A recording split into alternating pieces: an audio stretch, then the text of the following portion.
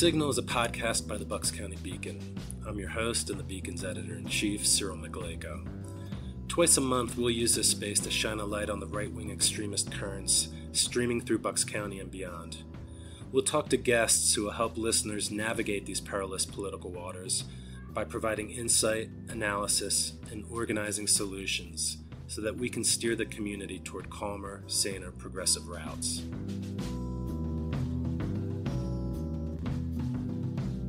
On this special episode of The Signal, we welcome Connor O'Hanlon onto the show.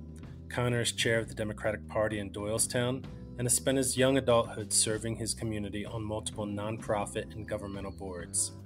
Connor's passion for progressive change led him to run for office at the age of 23, and shortly thereafter he became chairman of the local party. In his role as director of candidate development for the Bucks County Democratic Committee, he has coached and aided dozens of candidates to successfully run for office. His interest and knowledge of politics are amplified by his education from the Fels Institute of Government at the University of Pennsylvania.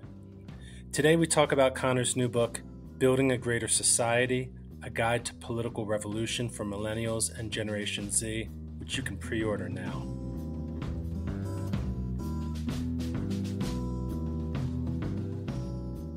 Hi, Connor. Welcome to The Signal. Thanks for having me, Cyril. I appreciate it. Before we get into your new book that's coming out this fall, I was hoping that you'd be able to tell us a little bit about how and why you first became involved in politics and specifically progressive politics. Definitely. It's a great question. Get asked that a lot. So a lot of people assume like, oh, my parents were in politics or, a family member or somebody, but it's not the case. I've always just had like a little bit of a fascination with history, going through the Central Bucks School District, had some good teachers that kind of ingrained that in me, but never really politics. It was never politics. I had a fascination with like certain leaders and whatnot, but in 2016, that was the first election that I could vote in. So obviously a pretty consequential election.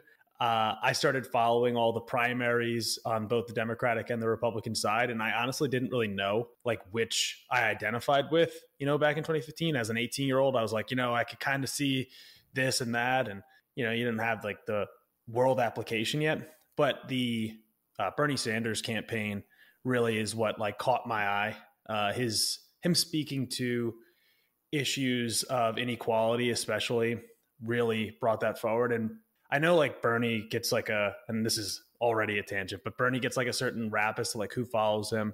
But especially over the last couple of years, you've seen like an intersectional left kind of building that addresses class issues. And that's really what got me involved. And then when I graduated from Penn State in 2018, I wanted to get more involved on the local level. So when I came back to Doylestown, I went to vote in the May primary. And I remember meeting and I write about it in the book, this guy named Stan, and Stan doesn't live in Doylestown anymore. He moved out to Seattle, but he introduced me and talked to me about, this is what we do on the local level. This is Doylestown Democrats. And from there, I just joined the group and the rest is history, I'd say. Great. And Stan, was he like he was a member of the party or yes, an officer of the party? So Stan at the time was a committee person. So I'm the chair now. So in Doylestown Township and Doylestown Borough, there's 28 committee people. Cool. So like we said, your first book's coming out in the fall. It's Building a Greater Society, A Guide to Political Revolution for Millennials and Generation Z. Why this book and why now? So this book I've been working on since the day after I lost my first election. And it's evolved quite a bit from then. Right now, obviously, it's consequential with the 2024 election coming, arguably the most consequential election so far, at least in the modern era, how we are going to steer the future of the country. The reason why now is Millennials and Generation Z, or as I call them and throughout the book, Zoomers, are the largest voting bloc. Single generation or double generation at this point. So millennials as a single generation are the largest part of the voting population. So millennials, I'm the youngest of the millennials. That's why I wrote it for both millennials and Generation Z, because I kind of hover, but that's really why.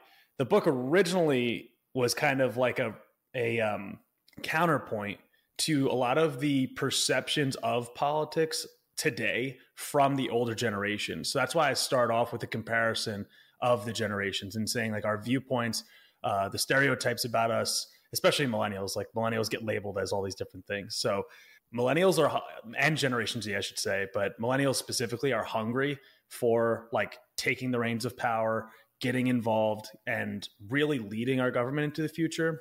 Whereas older generations are kind of dragging their heels. And I'd say specifically in the Democratic Party so far, we can argue that, not just you and me, but anybody. But I see it more as a problem on the Democratic side. And being a Democrat and a progressive, it's important to me that we welcome a new generation of leadership. So that's why it's important now. Well, can you define millennials and Generation Z or Zoomers for the audience?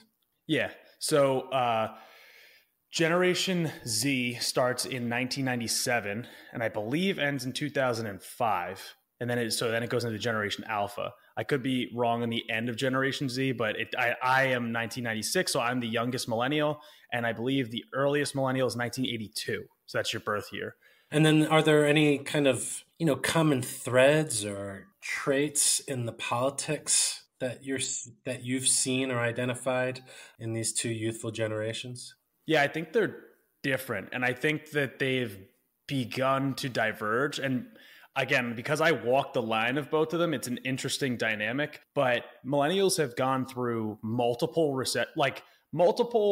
enormous recessions, like to the point where like these shouldn't happen within like your lifetime more than once. So you have like the COVID recession and the Great Recession that dramatically impact their employment opportunities and their growth as a generation with wealth, their investment in their family. So being able to start a family is really hard, or it has been hard for millennials. So it's like you see a drop in the birth rate, but also a drop in the increase in the age of the average person having kids and starting families. You have the increase in housing. Like these are issues that just are specifically hitting millennials harder than other generations, way harder than our boomer parents, or my parents are on the edge with the Generation X, but we're the equivalent, I suppose. But it hits those generations very differently. Millennials are much more class aware. I think that Generation Z is also has that class awareness.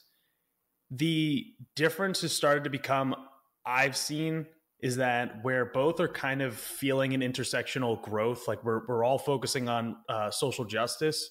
Generation Z seems a little bit more like Gen X, where they're like skeptical, a little bit more cynical, I'd say, than millennials. I've been called, which is funny because I'm not like this in my regular life, but like, way too optimistic when it comes to some of the policies and the proposals that I believe in. And that comes from both ends. It's from younger people and from older people, from different critiques. Definitely. The older folks, it's a ideological. The younger, it's a pragmatic critique. So it's just definitely an interesting dynamic. So Gen Z, they're activists. They're just different from the millennials, but I would say that they're probably equally as progressive in many ways, but cynical. I mean, do you think that, because of these economic hardships that they've been living through, this has impacted their, thinking and beliefs about how the economy should be run? Do you feel like that they believe that the government should have a more robust role in the economy, or has this kind of like pushed them to thinking or adapting a more kind of like laissez-faire, libertarian, like free market fundamentalism that you see kind of pushed on the right?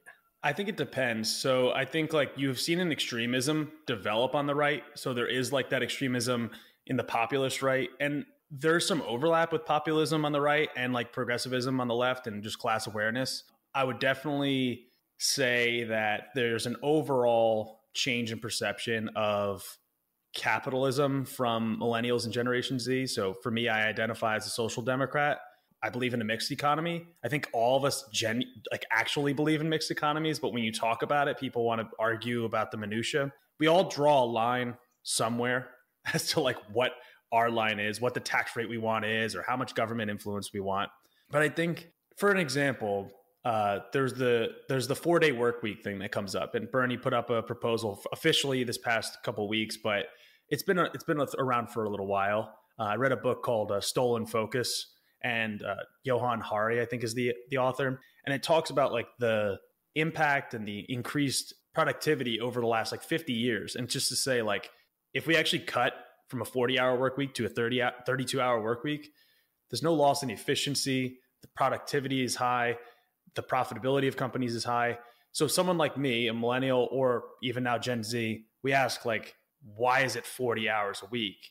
And people want to say, oh, well, it's you guys are lazy, you guys are this or that. It's like, well, we don't have to make our lives revolve around work anymore. We can be more efficient and engage in other parts of our lives, live happier lives, like the Scandinavian countries. You see, like, they're consistently in the top 5 happiest countries in the world. We have the success and the productivity and all these things that we can be like that.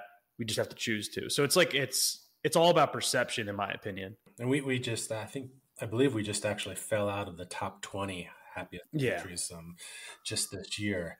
And with the 4-day work week as well, that's actually something PA House Dems have kind of floated as a bill and a proposal. So you write in your book that it's a wake-up call to apathy. Mm-hmm. Do you feel, whose apathy? Again, I think that specifically Generation Z is so... Sometimes, and I have to be careful how I want to say this, but sometimes like rage and anger is good and it can be channeled into something. And like, I know somebody told me a couple of years ago when I wanted to run for state rep that, oh, like I see you talk about these things and you seem angry. It's like, well, yeah, you should be angry that there's homeless people, that they don't have a roof over their head. There's hungry people that don't have food. You know, there's people that don't have healthcare and they die because they get cancer and they just can't see a doctor. You should be angry. But when we don't plug that into something pragmatic to problem solve is when it starts to get like, what's the point? Mm-hmm. And people become apathetic to say like, well, the system is so big, so we can't do anything about it. Well, I mean, if we just let that be and we never take action, it's just only going to get worse. I mean, people love to talk about 1984, Brave New World, all these different things. Like, I know these are fictional novels and all that stuff, but like the longer you just let things be, the worse they're going to get. So if you don't take action now, you know, you can't be angry 10 years down the line, 20 years down the line, at least justifiably so. I'm not saying it's just for my younger folks, like younger than me. Mm-hmm. There's definitely people that just have been turned off by the political system itself. They just think, you know, the two parties are the same. They're not. But that doesn't mean that there's no flaws in the Democratic Party. It means that you should get involved with the party that you want to, that are more closely aligned to, and steer the ship. I talk about throughout the book, you know, parties are just vehicles. You know, I don't agree with the Democratic Party on everything, but I think it's the best vehicle to push forth a progressive ideology and get as much pragmatic policy to help better people's lives as we possibly can. So you have to get involved in primaries, activism, organizing. If like actually being in the party is not good enough, then like at least vote in primaries. Like there's certain things that are like baseline, and then there's higher level stuff. Sure. I mean, at least locally, I'm kind of like hopeful that people are recognizing like how much impact a local election can have. Like, for example, on the school board level, you know, where you're at in the Central Bucks School District, you know, we can see, you know, for better and for worse, what local elections can do. For worse, we've seen, you know, prior to November, what the previous 2 years of kind of like a right-wing Moms for Liberty MAGA school board majority and the type of damage that they can do. And then now, you know, with a lot of community organizing on the grassroots level from, you know, local Democrats, local parents, students as well, even, you know, we've seen how flipping a school board can kind of protect the values that Democrats cherish and protect, you know, something as vital to a democracy as public education. You mentioned earlier you had this, you know, when you were at Central Bucks as a student, you developed a fascination with history, you know, thanks to some of the excellent teachers that teach there. And history actually plays a big role in your book. Mm-hmm. The book surveys a lot of American history, which would include, the New Deal, the World Wars, Cold War, the rise of neoliberalism in the 70s, how the Democratic Party kind of like took a bit of a right turn towards a more centrist, kind of corporatist kind of vision, that Bill Clinton and his cohorts championed at the time. Why did you decide to kind of like include this historical survey in your book, in a book that is talking about political revolution and movement building for millennials and Generation Z today? I think it simply boils down to history repeats itself. I genuinely believe that we could enter a second progressive era coming out of this, the 2020s, like we did in the 1920s, leading into the New Deal. Functionally, I think a lot of people didn't get the benefit of having like a great teacher like I had, and or teachers that I had. And of course, like this is written from the historical perspective of a layman. So like I'm giving you like what happened, but like with also my opinion kind of attached to it. So it's like we're going through these eras and I'm like, well, this kind of seems like this issue that's happening today. I go through the 1960s and we talk about political unrest and through the civil rights era. And then I go, well, it's pretty similar to what happened in 2020, 2021 to the George Floyd, protests and whatnot. And out of the 1960s gets the Civil Rights Act and the Voting Rights Act. I ask now sometimes like, well, what did we get now? And we have to kind of like look at those perspectives and say like, well, what's the difference? Was it just because they had a pragmatic leader at the top? Was it Martin Luther King Jr.? Was it his assassination? I mean, these are questions. They're not necessarily like things that I answer, but there's certain opinions throughout that I say like, it's important to know X, Y, and Z about the New Deal, the Great Society, to understand why Ronald Reagan was so bad, in my opinion, or why George W. Bush was so bad, in my opinion, and how that leads the Democratic Party, unfortunately, to, I think, move in the wrong direction, which I do think in the last couple of years, we've moved in some cases in a better path. And I think that's from the 2016 forward, but maybe that's another topic. Yeah. I mean, I think that, President Biden has actually been probably, with the policies that have passed under his administration, is probably one of the most progressive. It was more progressive than the Obama administration. Yeah.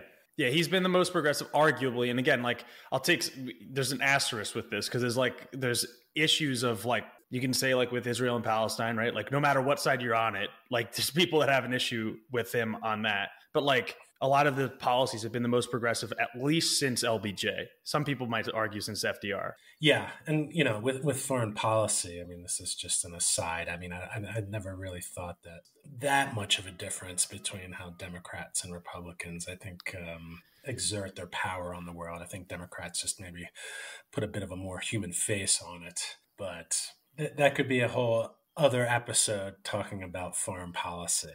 Well, I mean, to build off of it though, like, part of the book on the more recent, like the 2000s to now is talking about endless wars. Joe Biden did get us out of Afghanistan, even if it was like botched, even if it was partly like Donald Trump's plan, which again, like people don't, whether it's good or bad, right? Like people blame Biden for how it went, even though it was Trump's like administration's plan. Like, well, he executed it. We got out of it. We ended a war that we shouldn't have been in, and we wasted $2 trillion on at least. So, and countless civilian lives. So it's like we stopped a war, and Joe Biden did that. So like there's a positive and there's the negative on the foreign policy side. We can always go back and forth, I'm sure, as I do throughout the book, right? Like there's different allusions to, like, people don't know about like the Chilean government that was overthrown in the 1970s. They just don't know or have heard of like the CIA infiltrating into these countries and trying to overthrow their government. It's like sometimes it's just worth understanding and knowing the context of which we came from. Yeah. I mean, there's a good book by Stephen Kinzer called Overthrow, which kind of gives a survey of, U.S. overthrowing, other democracies and other countries, which. Yeah. There's the same thing. It's called How Democracies Die. It's the same kind of concept. Okay. So another kind of like issue with the book or topic with the book is it's the conflict, between generations, right? Mm-hmm. So is there anything that you think differentiates youth politics and activism today from from that of the past? Because like you mentioned earlier, like even with the 60s and with the civil rights movement, which was very youth led, we've always kind of had this like conflict between like the youth and their parents and grandparents generations. This is not a gotcha question in response to you, but do you know how old Joe Biden was when he was elected to the Senate? Oh, I'll guess 35. He was 29. Okay. So he was a year older than I am. So Joe Biden, so not even old enough to take the office yet. It's because you have to be 30. So not to say that there's no difference in or that there is a gigantic difference in the conflict between generations, because I think that's a constant throughout history is young people are always like, we want big, bold changes and all that stuff. Sure. But in the past, the older generations didn't hold on to power into their 80s. And again, Joe Biden has my vote in the fall, right? There's no argument about it. But it's there's something to be said about having two guys that are basically 80 being our presidential candidates. And if you look at the Congress, there's one person that's my age there. How do I feel represented by our government? I don't. Maxwell Frost is the only person that's my age, and he's a year younger than me, right? So it's hard to be accepting that, oh, it's just a historical thing. Young people always disagree with their elders, but it's well, they had a shot to actually get the reins of power, especially the boomer generation. They actually had the chance to run the country.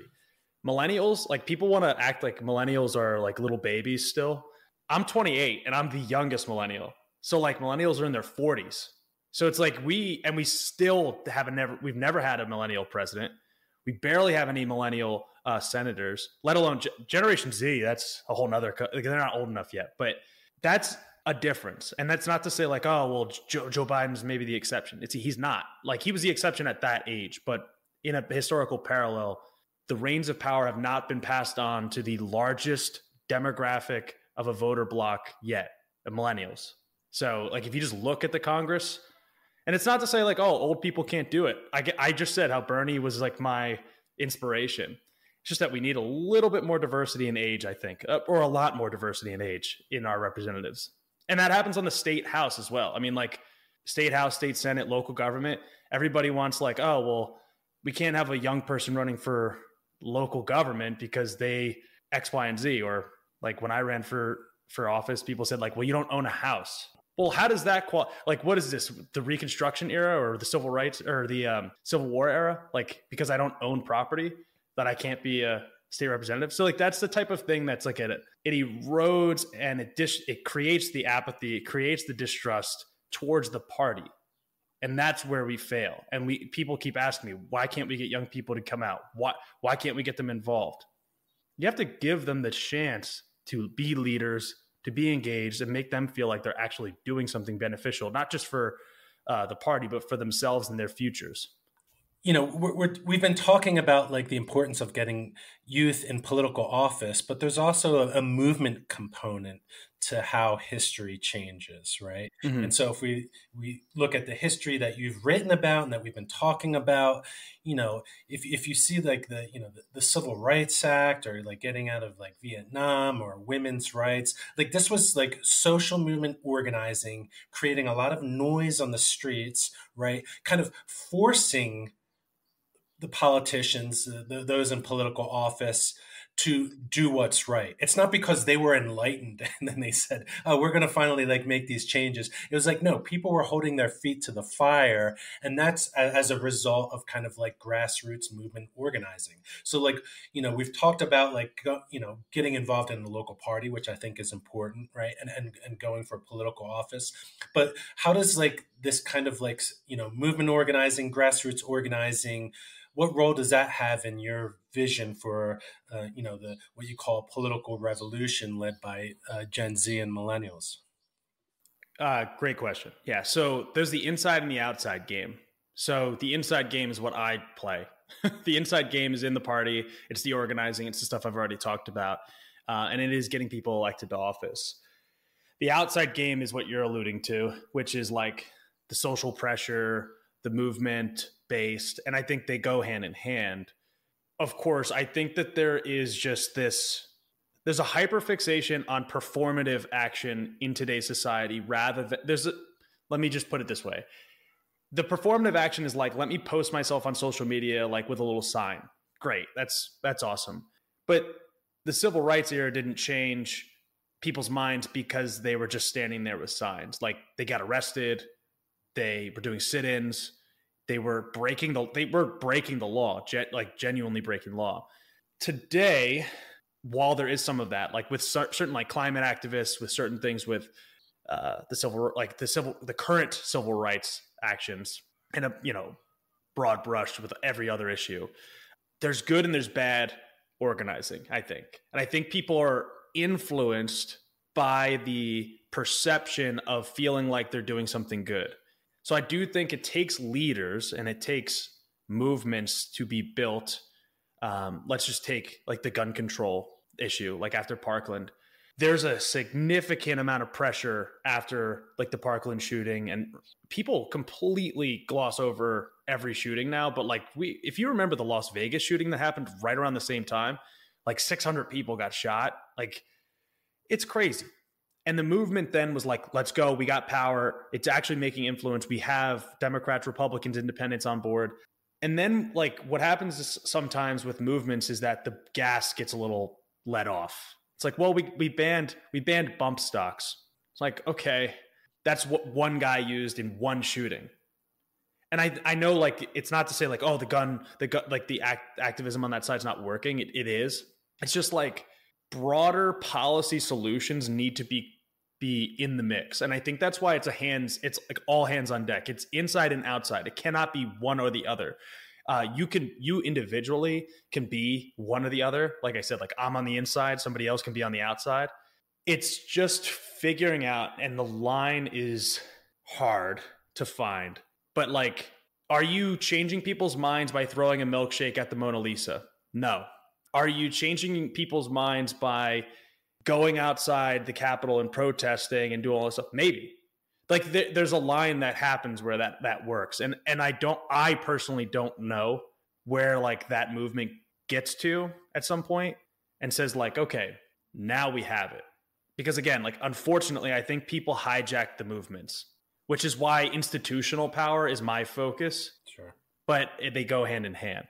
And then, so a few more questions. First is, what do you mean by political revolution? Because when you hear revolution, right, like most people are thinking of like some kind of like massive uprising that often, goes hand in hand with violence in order to kind of remove one regime and replace it with something else, that might be more, small d democratic or people led. But explain to listeners like what you mean by political revolution, for Gen Z and millennials. Definitely. So and I'm just pulling it up while I have it. The first quote, the first line in the book, it's a quote from JFK. It says, "Those who make peaceful revolution impossible will make violent revolution inevitable." I use that as the quote because I don't advocate for violence ever, right? Obviously in self-defense, it's a different thing, but revolution can come in different ways. And the way that I see it is we need a radical change in the way that we govern, not just by taking new people in and young people in, but I think that's part of it. But we really need to rethink how government works for the people, not, the Citizens United defined people that include corporations. No, like the people. So a political revolution is a nonviolent action that looks to change the way that government works for all people in this country, not just the select that, and I love the New Deal, not just the select people that happened in the New Deal, in the 50s, everybody. We need to address the issues of poverty and wealth inequality, climate, the lack of healthcare, racial injustice. All these things are like, that's why when I talk about intersectionality, I know there's like the textbook definition, but that's the way that I view it as. All these things together in the form of good governance, not big or small government, but good government. That's the way I view it. I mean, but how does that work with a Republican Party that has become so radicalized and extremist and so hostile to these kind of values and policies that you just spoke about? So it depends. Number one, you beat them, which I know that seems simplistic. It sounds silly, but again, this is where pragmatic institutional power works. I mean, if you're a progressive and it's well, I don't agree on Joe Biden. I support Medicare for all. Joe Biden's never uttered the words, right? But if I were to say well, I'm not going to vote for him because of that, the alternative is Donald Trump. And we know that when we elect far right people like that, it doesn't develop, we have an even stronger progressive outcome. It's no, the party, everybody moves to the right, everybody moves to the center. So we normalize things because we just want stability. It's not so easy to just be well, forget it. We can take multiple approaches to it. And I think you just have to rework how you approach the parties and how you approach elections more broadly, I think, is the key. And finally, how can people order the book? You can go to the website, which is Connor-O'Hanlon, which is a very long URL, presale.manuscripts.com. And on there's a multiple different tier levels that you can support. So just so everybody knows, by supporting the campaign, you're helping me get the book into production. You're enabling someone that's a small creator to own my own copyright. So no big company is going to own the copyright of the book. And if you support the pre-sale campaign, you can get your name in the acknowledgments of the book. And at any other tier, you can get a bonus mini ebook, which is the Greater Society platform. So to dig a little bit deeper into the issues that we were talking about today, that's really fleshed out in one of my chapters, and it's sold as a mini ebook there. And then you can book me if you wanted to if you want to run for office or learn more about it. I'm developing a course that will be coming out in the summer. That's my goal. And you can do one-on-one coaching with me as well through this pre-sale campaign. It helps me get the book into production and also can help you take those leaps and steps into your journey into political organizing and hopefully running for office. Awesome. We'll make sure to put a link in the show notes. Connor, thanks again for your time and for coming on The Signal. And people, please go ahead, go to the website, order a copy of the book so we can get it into as many hands as possible come this fall when it gets released. Thank you, Connor. Thank you so much. This has been The Signal, a podcast by the Bucks County Beacon. I'm Cyril Migaleko, editor-in-chief and host. For more progressive news, analysis, and opinion from Bucks County and beyond, go to www.buckscountybeacon.com.